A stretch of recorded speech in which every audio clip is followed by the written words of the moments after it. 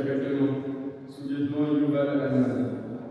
Le sous-lieutenant Yuval Alman, 21 ans, était un soldat de combat de Bahad 1, une base de formation des officiers de Sahel. Il a été tué par un missile anti-char en attaquant des terroristes qui s'étaient infiltrés en Israël le lundi 21 juillet 2014. Ayman était de Ephrat. Je me suis battu avec dignité et j'en suis content. Sois certaine que j'en suis content. C'est important que tu le saches. Dis à mes soldats que je les aime. Je t'aime très fort. Daniel Comé France. Mon petit garçon, sergent-chef de Daniel Pomerantz. Le sergent-chef Daniel Pomerantz, 20 ans, servait dans la brigade de Colonie. Il est mort tombé dimanche matin, le 20 juillet 2014, lorsque l'APC dans lequel il se trouvait a été touché par un missile anti-tank à Gaza. Un ami d'école, Sabri Ridan, a dit à Pomerantz: il était drôle et avait un cœur d'or. Il a toujours su qu'il voulait être un soldat combattant et il était très motivé à s'engager à combattre. Pomerantz était de Kfar Aza. Je dois m'en aller, le moment est venu. Sergent R.S. Salim. Le 28 juillet 2014, pendant l'opération Bordure Protectrice, Abou Issira, et en tant que membre de l'unité dite Nukba, élite en arabe, du Hamas avait infiltré Israël accompagné d'autres terroristes via un tunnel depuis Gaza et attaqué un poste de l'armée près de Nahal Oz, tuant 5 soldats. Le sergent Pérez Sani était l'un d'entre eux. Je ne demande qu'une chose, que l'on se souvienne de moi, sergent-chef Shahar Dober. Le sergent-chef Shahar Dober, 20 ans, était un soldat combattant de la brigade parachutiste. Il est tombé au combat à Gaza le mardi 22 juillet 2014. Après être entré dans une maison piégée à Khan, les soldats d'Ober étaient pionnistes des hommes armés du Hamas ont détoné un engin explosif et ont ouvert le feu sur les soldats. D'Ober était du kibbutz Shinegar. Une conseillère de la jeunesse et coordinateur au kibbutz, Michal Wolf, a déclaré: Shahar était un garçon plein de joie, de vivre et d'amour pour la vie. J'ai fait ça pour vous tous, et pour le peuple d'Israël. Peut-être que ma vie a été plus courte que la moyenne, mais j'en ai apprécié à chaque instant. Sergent Nadav Raymond. Le sergent Nadav Raymond a été tué le 20 juillet 2014 lors de l'attaque d'un poste de l'armée près de Nahal Oz, à l'instar du sergent Pérez Sani.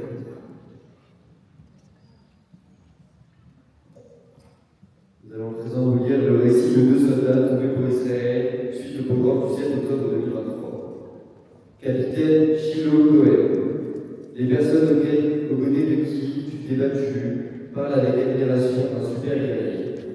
Et même si je ne connaissais pas bien tes capacités militaires, je ne suis pas surprise. Tu étais aussi un héros dans ta vie personnelle. Partout où tu allais, tu te battais toujours pour être le meilleur, le plus précis. Et tu étais aussi mon héros. Celui qui m'a aidé à déménager sans que je lui demande. Celui qui est venu me chercher quand j'étais blessé, même si je ne pèse pas très lourd.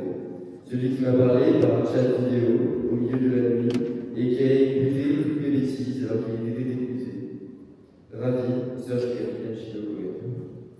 Le capitaine Shiloh Cohen, 24 ans, commandant d'équipe dans l'unité d'élite Shaddai, a été tué le 16 octobre 2023 alors qu'il combattait le groupe terroriste palestinien du Hamas dans les kibbutz Be'eri. Shiloh était chez lui à Sderot avec sa famille lorsque l'assaut a commencé. Sans attendre d'être appelé, il est sorti pour participer au combat et a rejoint un groupe de soldats du commando Sayeret Matkal. Ils se sont d'abord dirigés vers le kibbutz Mefassim, où ils ont affronté des terroristes armés du Hamas, puis vers l'extérieur du kibbutz Alumi, avant d'être envoyés à Be'eri dans les dernières heures de la journée. Une fois à l'intérieur de Be'eri, ils ont parcouru chaque maison à la recherche de terroristes du Hamas qui s'y étaient réfugiés. C'est dans la troisième maison que Shiloh a été blessé par balle. Shiloh a toutefois continué dans la maison suivante et a de nouveau été blessé par balle avant de succomber à ses blessures. Sergent-chef, Shoam Moshe Ben Arosh. Mon fils avait sauvé les gens de sa vie, puis de la mort. C'était un garçon plein de vie, qui aimait la mer, le sport et ses amis. Il avait un cœur énorme, pas seulement son sourire, mais il avait une lumière en lui qui connectait tout le monde de la pièce. Shoam prévoyait un voyage à l'étranger, et il m'a dit « À mon retour, je te dirai ce que je peux faire ensuite. » Ilan, père du sergent-chef, Shoam Moshe Ben Arosh. Mon garçon était beau à l'intérieur comme à l'extérieur. Pendant la Shiva, des gens, de parfaits inconnus, disaient « Vous ne me connaissez pas ». Mais ils racontaient ensuite des histoires merveilleuses sur la façon dont il avait marqué leur vie, avant même d'atteindre l'âge de 21 ans. Je ne peux toujours pas imaginer un monde sans lui. Avec toute l'obscurité répandue par le Hamas, le monde a besoin de la lumière de Shimon pour répandre la bonté et guérir le monde. Il aimait et était aimé. Martine, mère du sergent-chef Shoam Moshe Ben Arosh. Le sergent-chef Shoam Moshe Ben Arosh, 20 ans, était soldat de l'unité de reconnaissance de la brigade d'Arfak. Il est décédé le 26 octobre 2023 des suites de blessures subies lors de la lutte contre l'assaut du Hamas contre le point de passage de Kerem Shalom le 16 octobre 2023. Ce matin-là, il était posté au poste de Tsahal, situé près du point de passage vers le sud de la bande de Gaza. Alors qu'il combattait les terroristes armés du Hamas qui avaient attaqué le poste, il a été touché à la mâchoire et évacué vers l'hôpital Al-Assa, à Ein Kerem de Jérusalem. Il a lutté pendant 3 semaines pour sa survie avant de succomber à sa blessure. Merci beaucoup au monde jeunesse des Zéli. J'appelle à présent le monde jeunesse de Strasbourg, le maire Kiva, s'il vous plaît, à venir nous rejoindre. Et je veux les remercier, Réout, Beren, les Shikros de cette année du maire Kiva, mais aussi Daniel, Ezel, Lila, Michael, Shai et Shira, parce que tout ce qui a été fait dans cette synagogue aujourd'hui et à Yom HaShoah la semaine dernière en termes de décoration, c'est leur travail, et donc je crois qu'on peut les remercier pour remercier notre jeunesse qui s'implique au quotidien et pour le souvenir de la Shoah et pour le souvenir des personnes tombées en Israël. La parole est à vous. Yom HaZikaron a toujours été une journée pleine de signification. Mais ces 2 dernières années, il est devenu bien plus personnel pour chacun d'entre nous. Autrefois, nous essayons de nous connecter à la douleur, de comprendre ce qu'avait vécu ceux qui étaient tombés en défendant Israël. Nous cherchons un visage, un nom, une histoire pour ressentir quelque chose. La plupart d'entre nous n'étaient pas issus de familles rebelles. Nous ne connaissions pas personnellement le soldat tombé au combat. Cette année, nous n'avons plus besoin de s'en. La douleur est là, présente, vivante. À chaque réveil, quand on allume les informations, on espère ne pas reconnaître nos proches. Quand on prie chaque jour pour les otages de Gaza, et quand on se rend dans les cimetières militaires. Cette fois, pas seulement pour assister à une cérémonie, mais pour se tenir face au monde, encore fraîche, de nos amis, nos cousins, nos frères et sœurs, nos parents et nos enfants. Alors pourquoi une journée de souvenir si nous l'avions déjà au quotidien? Il n'y a peut-être pas de réponse claire. Il me semble que c'est au minimum ce que nous leur devons, à nos soldats, à nos anges. Une journée dans l'année où tout s'arrête, se souvient, honore et pleure. Pour eux et pour nous. Yosef Dassam était un jeune homme au cœur immense, rempli d'amour pour Israël. Arrivé d'Éthiopie avec son père, il a grandi en surmontant de nombreuses épreuves, notamment la perte de sa mère alors qu'il était encore enfant. Fils unique, il rêvait de servir comme combattant. Même quand l'armée voulait l'orienter vers un poste à l'arrière, il a insisté, s'est battu et a obtenu sa place dans la brigade Nachal. Il voulait donner tout ce qu'il avait pour la terre qu'il aimait. À 19 ans, il est tombé au combat dans le nord de la bande de Gaza, fidèle à son rêve aux côtés de son meilleur ami. Yosef nous a laissé un exemple de détermination, de fidélité et de courage. Et Zikaron, que sa mémoire soit une bénédiction. Vendredi 7 Nissan 5783, pendant Kol Hamoed Pessah, la famille Di part en excursion dans la vallée du Jourdain. des tirs sont ouverts depuis une voiture en marche vers le véhicule où se trouve Lucie, la mère, et ses deux filles, Maya qui a 20 ans et Rina qui en a 15. Maya et Rina sont assassinées sur le coup. Lucie est grièvement blessée et décède 3 jours plus tard. Le père, Léodie, reste seul avec 3 enfants et un cœur brisé. Mais au milieu de cette douleur immense, il choisit de parler d'amour, d'espoir et de la puissance de la vie plus forte que elle. Par leur mort, elles nous ont transmis un message. Ne jamais renoncer à la lumière, se soutenir, aimer, vivre. Vivre cette femme d'amour, que leur mémoire soit une bénédiction. Elle n'a pas quitté son poste. Elle est restée pour qu'Israël entende, pour qu'Israël réponde et pour qu'Israël vive. Niva Shaoul, jeune femme de 19 ans, servait comme opératrice radio pendant la guerre des Dipôts. Le 6 octobre 1973, alors qu'Israël est attaqué, Niva était au poste dans une base de communication du Sinaï. Quand la base a été assaillie, beaucoup fuient. Niva, elle, est restée consciente que, sans elle, les soldats se coupaient de toute communication. Sous les bombardements, elle a continué à transmettre les messages vitaux jusqu'à son dernier souffle. Aujourd'hui, Niva incarne le courage silencieux de ceux qui tiennent leur poste, mais n'ont pris de la vie.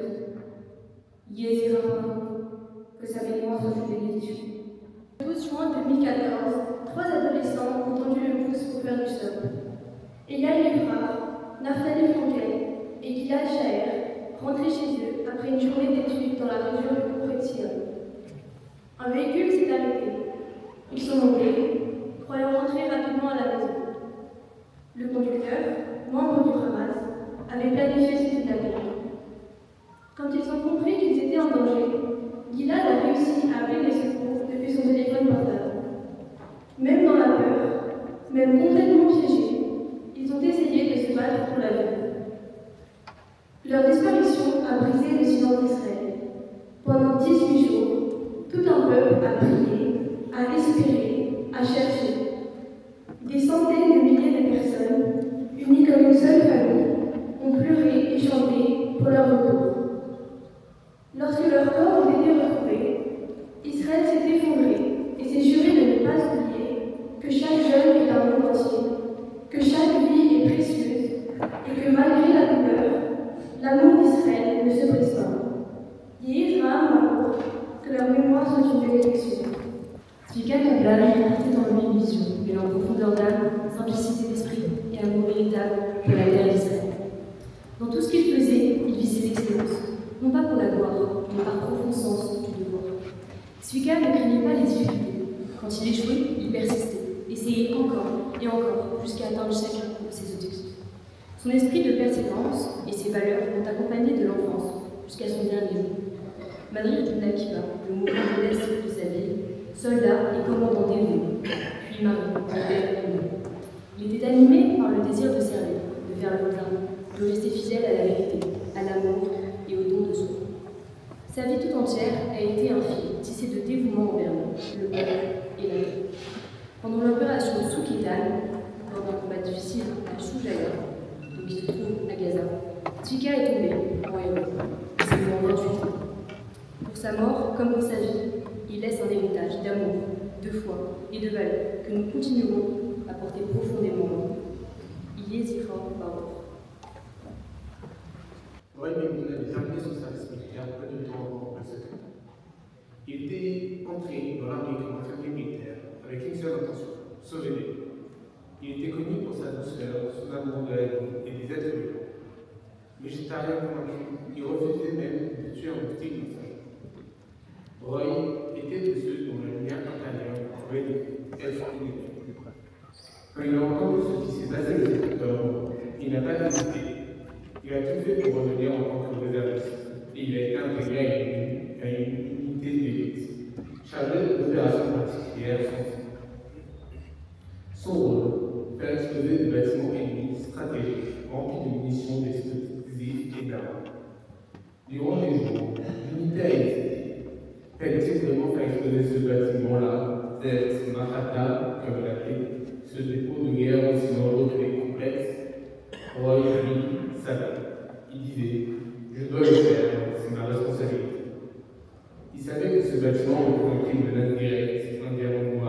cœur du monde. Et pourtant, chaque décision lui coûtait. Il ne s'était jamais imaginé de devoir prendre des vies, même ennemies. Ce n'était pas ce qu'il était. Roy Maynard est tombé lors de l'explosion de ce bâtiment rempli d'armes. Il est tombé en héros, mais non pas parce qu'il pouvait combattre, mais parce qu'il ne pouvait pas rester les bras croisés face au mal. Il est tombé face, fidèle à lui-même, un homme de cœur, un homme de conscience, un homme de lumière. Il est zéro, que son mémoire soit une bénédiction. Voilà, merci beaucoup, Akiva. On va demander maintenant à Nour Khazan, qui a trouvé David Gerst, et accompagné ici le gouverneur du Grand Rabbin, du Michel de Raf, pour Tzahal, s'il vous plaît.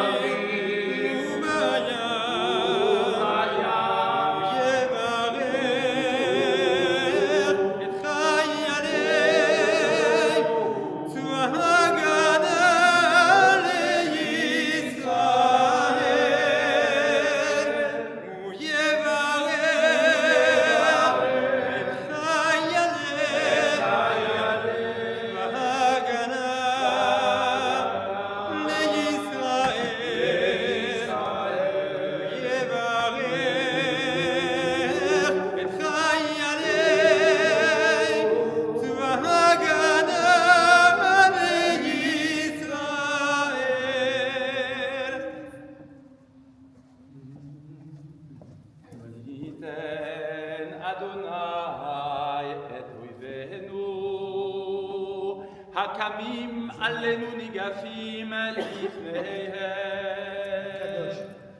הקדוש ברוך הוא ישמור ויציל את חיינו מכל צרה וצוקה ומכל נגע ומחלה, וישלח ברכה והצלחה בכל מעשה ידיהם, וידבר שונאינו תחתיהם, ויעטרם בכתר ישועה ובעטרת ניצחון, ויקוים בהם הכתוב.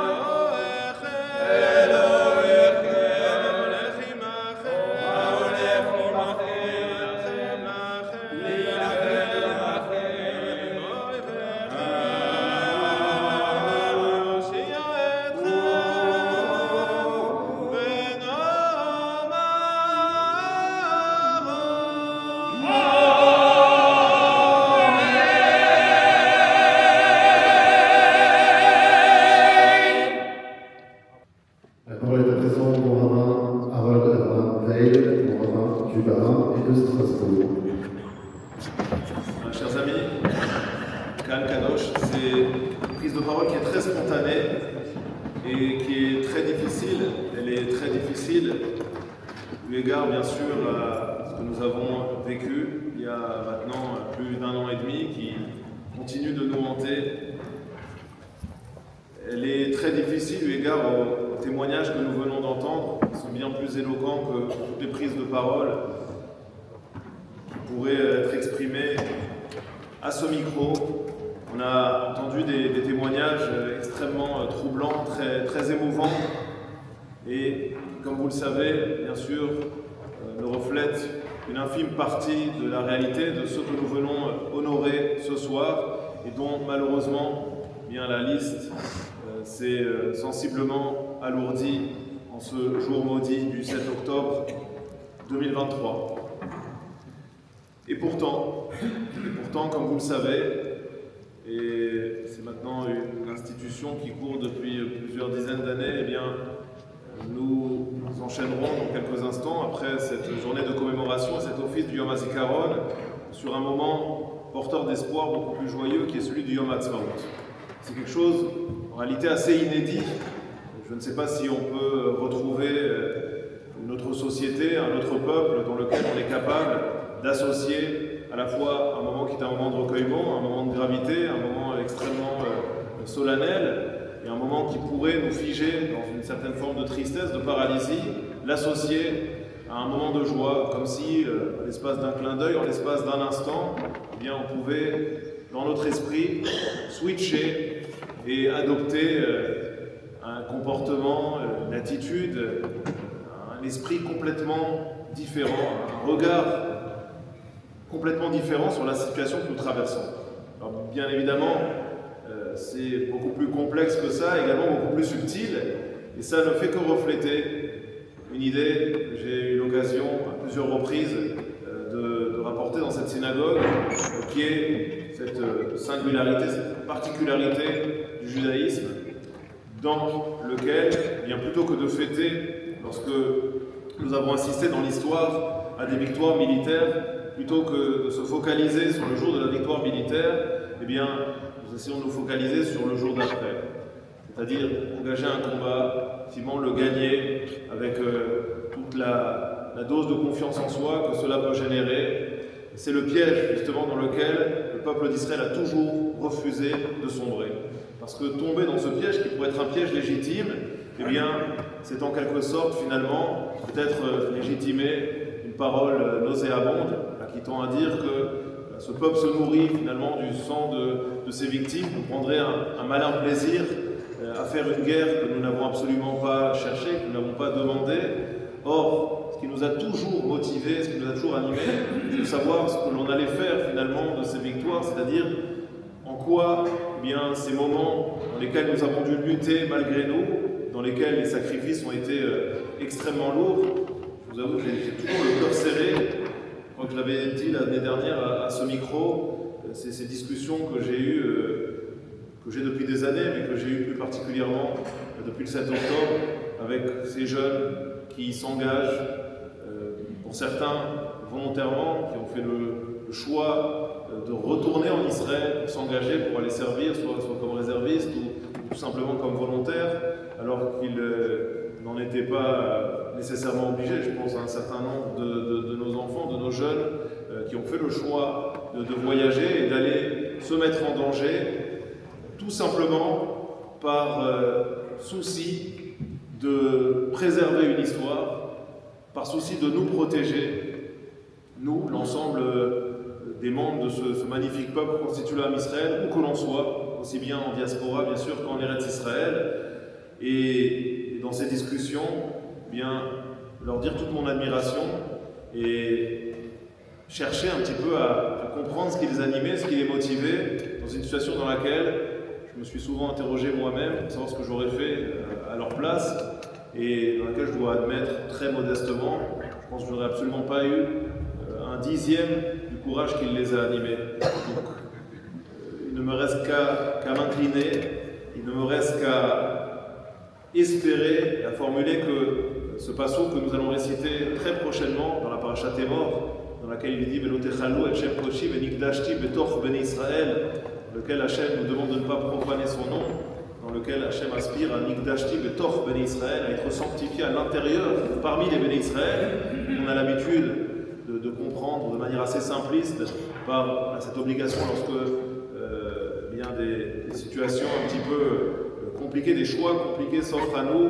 dans lesquels on pourrait être amené à profaner le nom divin, à faire preuve de ce courage qui nous permette publiquement de sanctifier le nom d'Akadosh Baruch Hu, que je vous invite peut-être à comprendre différemment, c'est-à-dire comment est-ce qu'un sacrifice, peu importe qu'il soit réalisé par un jeune ou par une personne plus âgée, par des personnes qui l'ont cherché ou par des personnes qui ne l'ont pas cherché, parce que tout simplement, elles étaient là et uniquement parce qu'elles étaient juives, on a cherché à faire disparaître toute trace de leur existence et de leur identité. Vénigdashti betor ben Israël. Comment est-ce que cela résonne à l'intérieur de chacune et chacun d'entre nous? Je crois que c'est la question qu'on doit se poser ce soir. Comment est-ce que ces disparitions peuvent résonner betor ben Israël à l'intérieur de chacune et chacun d'entre nous? Quel sens cela apporte à notre existence? Comment est-ce qu'au travers de toutes ces vies, que ce soit à Nova, que ce soit dans les autobus de Jérusalem, que ce soit dans les différentes guerres qui ont endeuillé la terre d'Israël, eh bien, comment à l'intérieur de chacune de ces vies, il y a quelque chose qui fait que dans ma propre existence, je vais chercher à être encore un peu plus juif. Je pense que c'est véritablement la question qu'on doit se poser ce soir, et ça nous oblige. Ce que nous venons commémorer ce soir, ce que nous venons rappeler, c'est quelque chose qui nous oblige. Ça nous oblige nous, ça oblige nos enfants. Je vous rappelle d'ailleurs que dans le Iskor, on a l'habitude de réciter, intéressant la forme grammaticale qui est utilisée, puisque le mot Iskor est utilisé au passé. Le Iskor, comme vous le savez, c'est un terme qui indique plutôt le futur.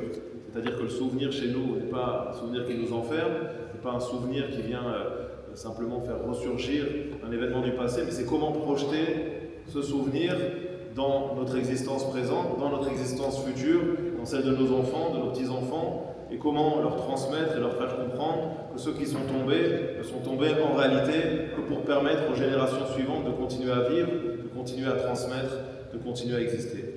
Voilà un petit peu ce que je voulais partager avec vous. Et lorsque je soulignais que dans notre tradition, et je l'ai dit des dizaines de fois, mais vous le vérifierez, c'est vrai pour toutes les fêtes, et je pense notamment aux fêtes d'institutions rabbiniques comme la fête de Hanouka ou celle de Purim, où le jour qui a été fixé en commémoration de la fête n'est pas le jour de la victoire militaire, mais c'est le lendemain. C'est vrai pour Hanouka, c'est vrai pour Purim. À Purim, la victoire militaire a eu lieu le 13, on célèbre Purim le 14. Parce qu'on ne s'enorgueillit en aucun cas de cette victoire militaire, que ce qui nous intéresse finalement, ce sont les conséquences de cette victoire. Ce qu'elle a permis à l'intérieur du peuple, c'est-à-dire l'émergence d'un souffle nouveau, d'une volonté de continuer à exister malgré tous ceux qui cherchent à nous détruire. Yéé Zichram Baruch, que le souvenir de tous ces corbanotes, de tous ces sacrifices dont le sang est imprégné à l'intérieur de chaque morceau de la terre d'Israël, et même en dehors, puisqu'on peut bien sûr associer à toutes ces victimes qui sont tombées en Eretz Israël, toutes les autres victimes de l'antisémitisme partout dans le monde, eh bien, qu'ils puissent nous interpeller, continuer à nous interpeller, et que leur âme puisse trouver une place de choix auprès d'Akadosh Baruch Hu, vraiment en tant que Kedoshim, en tant que saint Yéé Zichram. Voilà, juste avant d'allumer et de réciter le El Malé Rachamim par la suite, à la mémoire de toutes les victimes de différentes guerres et des attentats, nous allons réciter une tefila, une prière pour les Shouim et les Nedarim, pour tous les captifs, voilà, tous nos frères et nos sœurs, malheureusement encore trop nombreux, même si, malheureusement, d'après les informations que nous possédons, un certain nombre d'entre eux ne sont plus en vie et dont les corps sont encore lamentablement détenus dans la bande de Gaza. Voilà, qu'on puisse espérer que le plus rapidement possible, qu'ils puissent rentrer en Eretz Israël. Pour ceux qui sont encore vivants, retrouver leur famille, essayer de se reconstruire tant bien que mal.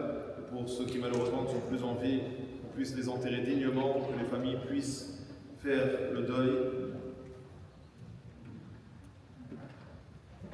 et qu'on ne les oublie jamais.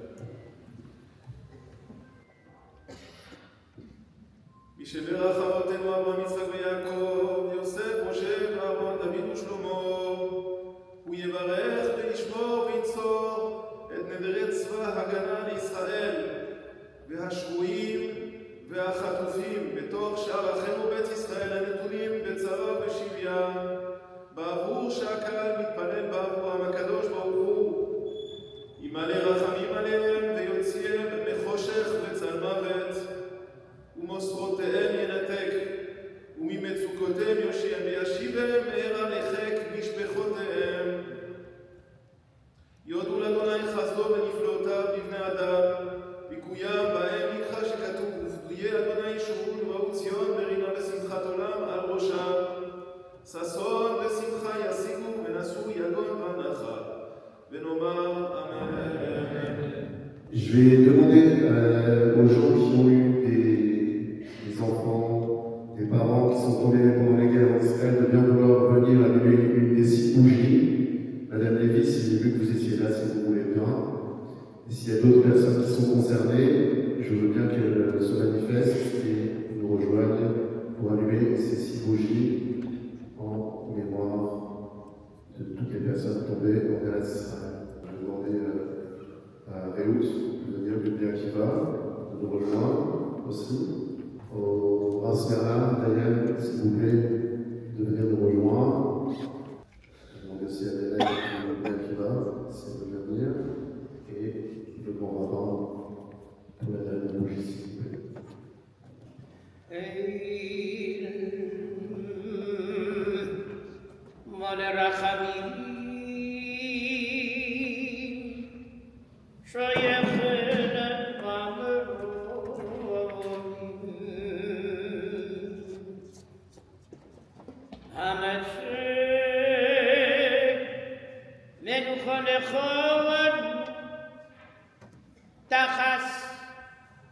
כנפי השכינו במהלך קדושים וטהורים כזוהר הרקיע מאירים אס נשמס אחינו ואחיותינו שנפלו ושנהרגו במערכות ישראל ואת החטופים שנהרגו על ידי החמאס יימח שמם בעבור שאנו מתפללים ביד אזכרת נשמתם לכן פנו רחמים יסתירם בססר כנפיו לעולמם ויצרור בצרור החיים אש נשמתם בגן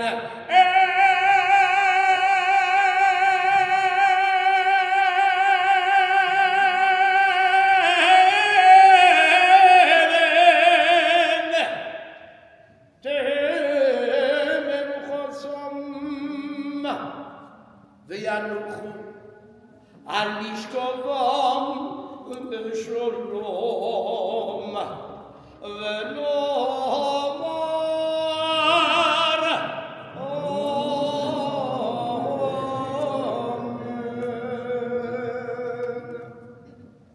Voilà, avant de passer au Kaddish et de passer à la cérémonie du Ratzot, nous allons demander au rabbin Toyer de donner un télim, car vous le savez, ça brûle dans les forêts en Israël aujourd'hui, et un télim est nécessaire pour affronter ce nouveau moment douloureux pour le peuple d'Israël. Psaume 121. Shir Lamalot, Esaïna Eliarim, Nehaïn Yamo Ezri. Shir Lamalot,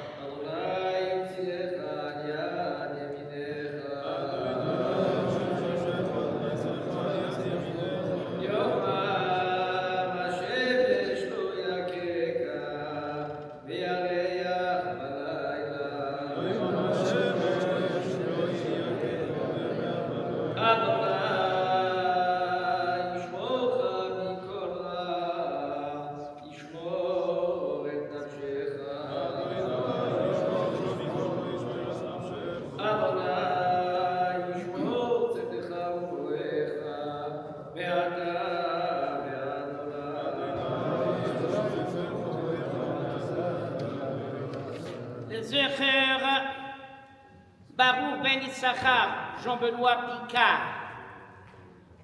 Daniel Raphaël Ben Meir, Daniel Weil. Asher Ben Nossan, Raphaël Weiler. Dedivé Hakim. Gadal Vishkadash Shemera. Be'almad Yom Semiyam Ichmaus. Chayechol Yom Chayim Yechol Bet Yisrael. Ba'adolov Yizman Karim Ve'inaru.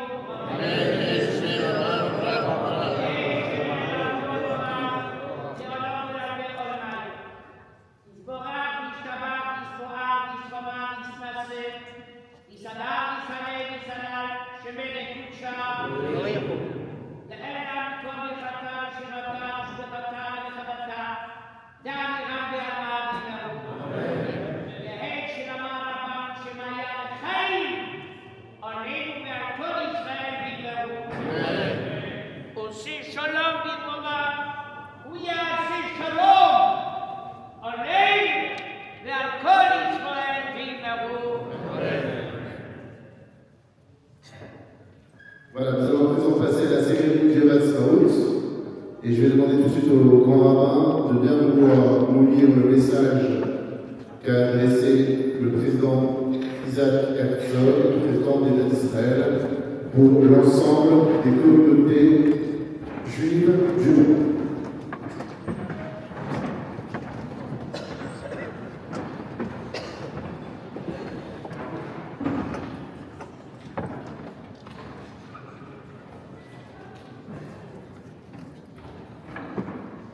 Message du président de l'État d'Israël, Yitzhak Herzog, à lire.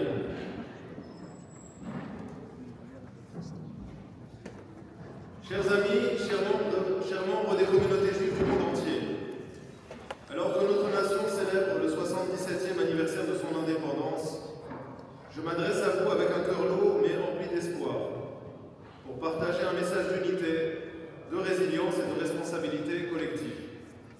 En ce moment solennel, nous pouvons ignorer la douleur toujours vive dans le cœur d'Israël, celle des otages encore détenus depuis les attaques barbares du 7 octobre. Chaque jour qui passe est une blessure ouverte. Nos frères et nos sœurs sont enfouis, morts ou vivants dans les ténèbres, victimes d'un crime odieux qui viole toutes les lois de l'humanité. Tant qu'ils ne seront pas tous revenus chez eux, notre nation ne pourra ni guérir, ni se sentir entière. Depuis ce jour tragique, nous, en Israël, menons une lutte pour la survie de notre société, pour la protection de nos valeurs et de notre intégrité. Cette lutte n'est pas seulement la nôtre, elle est aussi celle des communautés juives à travers le monde qui se tiennent à nos côtés en ces temps d'épreuve. En première ligne, face à la haine, face au terrorisme, face à la remise en question de notre légitimité. Dans ce contexte, l'antisémitisme connaît une recrudescence alarmante. Partout sur la planète, les Juifs ressentent une insécurité que l'on croyait révolue. Mais face à la peur, nous avons aussi redécouvert la force extraordinaire de notre lien, la profondeur de notre solidarité et la richesse de notre identité. J'ai eu l'honneur de rencontrer cette année des familles endeuillées, des otages libérés, les proches de ceux encore en captivité. J'ai vu des milliers de Juifs, venus de tous les continents, se lever avec courage et fierté. Cette force morale, cette unité sont notre plus belle réponse à ceux qui veulent nous diviser ou nous affaiblir. Chers amis, en ce 77e jour de l'indépendance d'Israël, je vous appelle à nous souvenir que l'histoire juive est un privilège, mais aussi une responsabilité.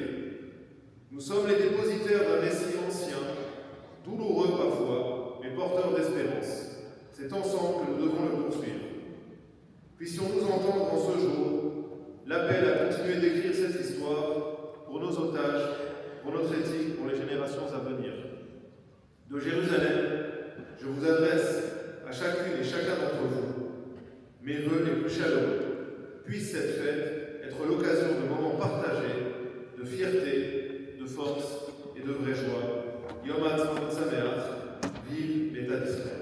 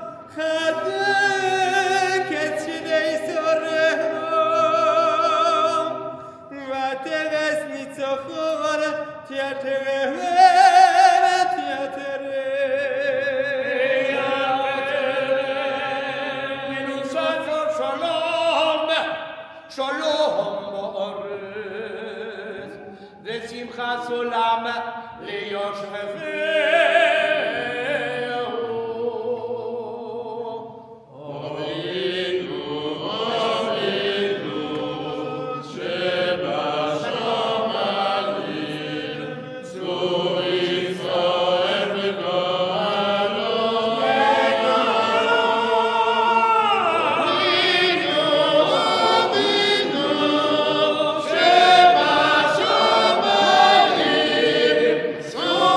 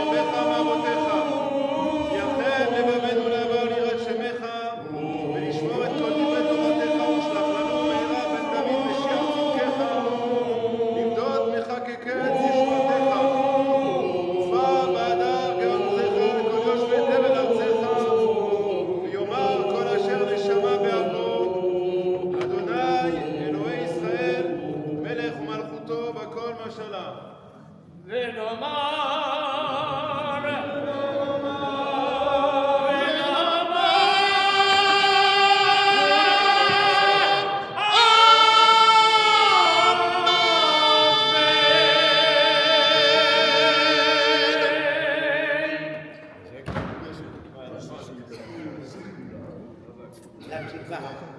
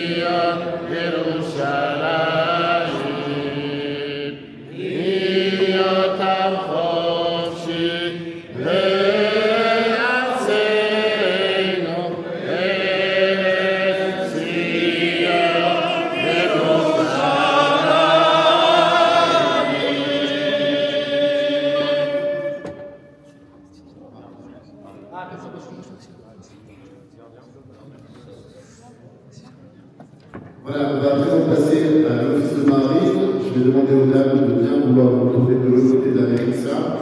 Et tout de suite après, il y aura la soirée.